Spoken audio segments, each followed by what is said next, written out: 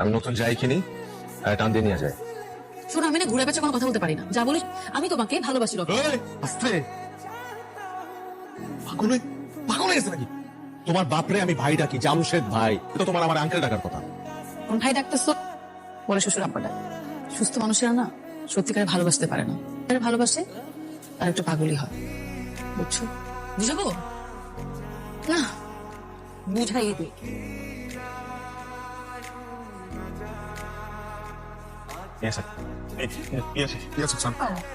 Rocket কাঁপতেছে কেন?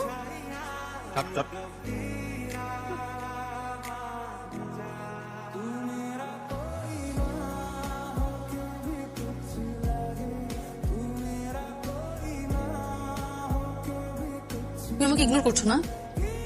তোমাকে আমি অ্যাটেনশন দিলাম কবে? ইগনোর করো। তুমি আমাকে কি ভাবছো আমি জানি না। তোমাকে নিয়ে আমার মাঝে কেমন হলো সেটা আমি জানি না। বলে না লাভ এট ফার্স্ট সাইট, আমাকে সেটা হয়েছে। সেটা থাকতে পারবো না। আমি বহুত বন্ধু বান্ধবরা দেখছি, তাদের গার্লফ্রেন্ডে দেখছি, যখন প্রেম করে কথা বলে তোমার ছাড়া থাকতে পারবো না, বাঁচবো না, কিন্তু ঠিক ওই মেয়েগুলাই বিয়ে করে আর একটা ছেলের সাথে চলে যায়। প্রেমিকারা তখন আবেগের বয়সে তাই এসব বলেছে, কিন্তু আমি আবেগের বয়সে নাই। আমি মিথ্যা বলবো না, আমি অনেকের সাথে ফ্লার্ট করেছি, আমি ছেলেদের পিছনে ঘুরিয়েছি, কিন্তু কখনো লিমিট ক্রস করি নাই। ওইটা একটা ফান পর্যন্ত ছিল, ব্যাপারটা পুরোপুরি ভিন্ন।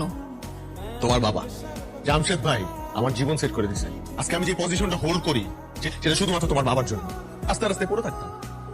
রকি, আমি যদি এখন চলে যাই, জীবনেও আর তোমার পিছনে আসবো না। আমি তো তুমি আমার পেছনে আর কখনো না আসো। না আসলে তুমি সুখী হবা? অবশ্যই অনেক সুখী হবো। বানিয়ে দিলাম তোমাকে সুখী।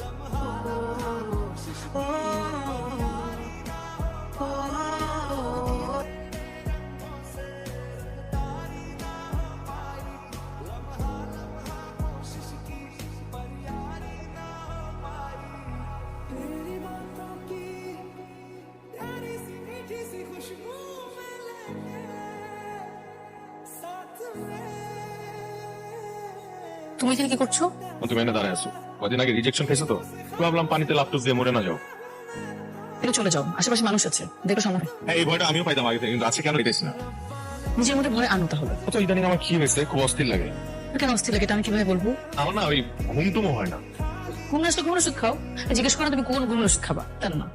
আচ্ছা থাকলো যে আমি তোমার এত মিস করি কেন, যেখানে যাই খালি তোমারই খুঁজে বেড়াই। তোমার মন কেন? আমি তো মানুষের মন বুঝি না। মন কেন? যদি পারতাম আমি সবাইকে তোমার মন করতাম। জীবনে অনেক মানুষের কাছে অনেক তিতা কথা শুনছি, কষ্ট লাগে না। তোমার এই কথাতেই আমার খুব খারাপ লাগতেছে। ভালো লাগার মানুষের মুখে খারাপ কথা শুনে কষ্ট লাগে। আমার সাথে মনে হয় ওই জিনিসটাই ঘটছে। তোমার সাথে কি না করছে সেটা আমার দেখার বিষয় না, আমি এটা জানতেও চাই না।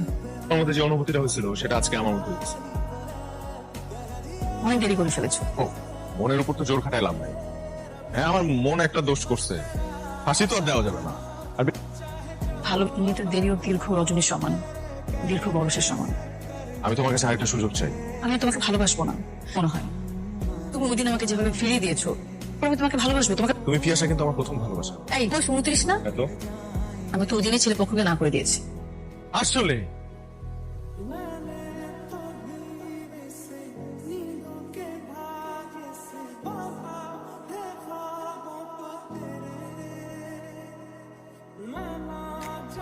এই যে তোমার প্রিয় রকি, ওই আস্তিনের সাপ একদিন বাড়িব। এটা ভাই আমরা দুজন দুজনকে অনেক ভালোবাসি, অনেক। দেখ পিয়াসা, তোর মতো পোলা মেয়েটা খুব ভালো করে চিনি। এবার জীবন তোর মতো রিচ ফ্যামিলির মায়ারে সুন্দরী মেঞ্জালে ফাঁসায়া নিজের একটা লাইফ সেটেল করে। এই চুপ কর, যা কইছস কইছস। ওর ভাই দিকে আমি তোর কিচ্ছু কই নাই। তোমার ভালোবাসি না ওটা মানে কিছু কইছিস। তোর কি রকম তোর এই ধরনের কথা বলতাছস? আমার গলা ভাইয়াকে রকিকে তুই এখানে ধরে নিয়ে আসছস। ও আমার সময় তুই বকাঝকা করতেছিস। ফ্যামিলি ম্যাটার তুই ওইভাবে ডিল করে কমন সেন্স আছে কিছু?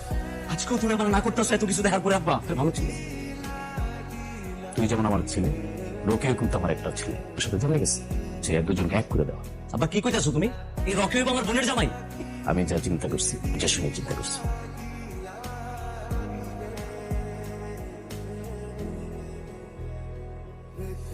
দেখা করতে ইচ্ছা করছে, কি হয়েছে? আমি তোমাকে কিছু বলতে চাই। আমি একটা সত্যি কথা বলতে চাই। ঢাকাতে আমার একজন বয়ফ্রেন্ড আছে, ঢাকার বয়ফ্রেন্ড আছে। কি আছে?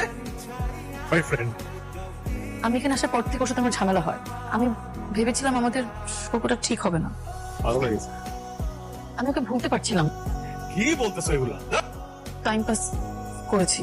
আমি ভেবেছিলাম তোমার আমার ব্রেকআপ হয়ে যাবে, কিন্তু আমি এটা বুঝিনি যে পুরো ফ্যামিলি তোমার আমার ব্যাপারে জেনে যাবে আর এভাবে সবকিছু মেনে নিবে। এখন আমার বয়ফ্রেন্ড ও আবার আমার জীবনে ফিরে এসেছে। আমার সাথে এরকম করলি কেন? আমার সাথে কেন করছিলাম আমি তোর? কি ক্ষতি করছিলাম আমি তোর? আমি তো তোর কাছে আসি নাই, তুই আসছিস, তুই আসছিস আমার কাছে। কথা বলছ নাকি? কথা বল তোর দে বল, লমতাস কেন এখন? তোর সিনেমায় অভিনেত্রী অভিনেতাগুলা অভিনয় কেন করে না জানোস? বাস্তব জীবন অভিনয় করে। অভিনেত্রীরা বাস্তব জীবনে করে জীবন শেষ করে দেয় আমার মতো ছেলেদের।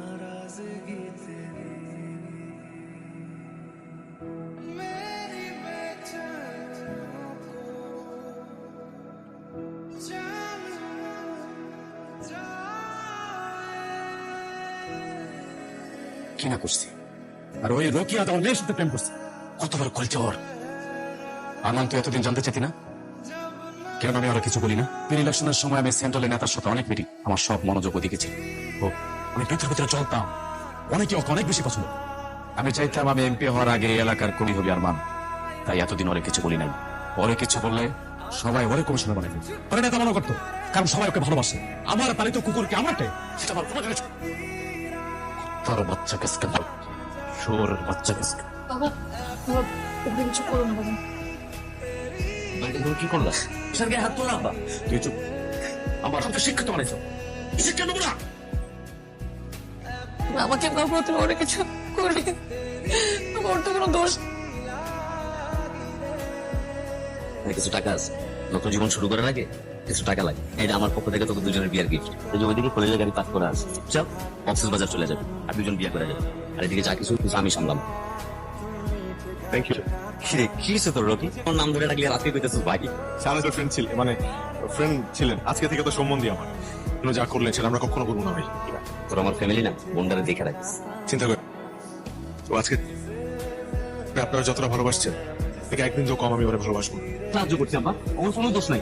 আপনার রকিকে ভালোবাসে আব্বা, আজকে যাও আব্বা, তোমার যা শাস্তি দিতে মানে দাও আব্বা, ওর কোনো দোষ নাই আব্বা, ওর সব দোষ আমার আব্বা, সব দোষ আমার। বাবা বাবা প্লিজ এবার তারও যে ভাই যদি তার সব এই তোদের ভাবতে হবে না, আমি নিজে আগামীকাল তোদের বিয়ে দিব। আমি চাই না আমাদের উপস্থিত না থাকি। সন্তানের সুখ আমার কাছে সব।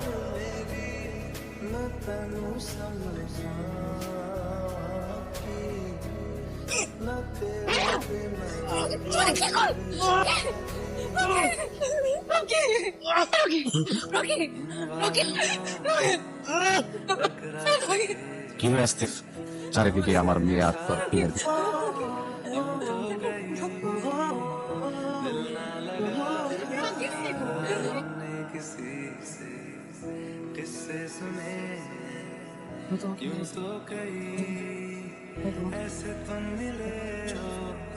ऐसे तुम मिले हो जैसे मिल रही हो इत्र से आवाज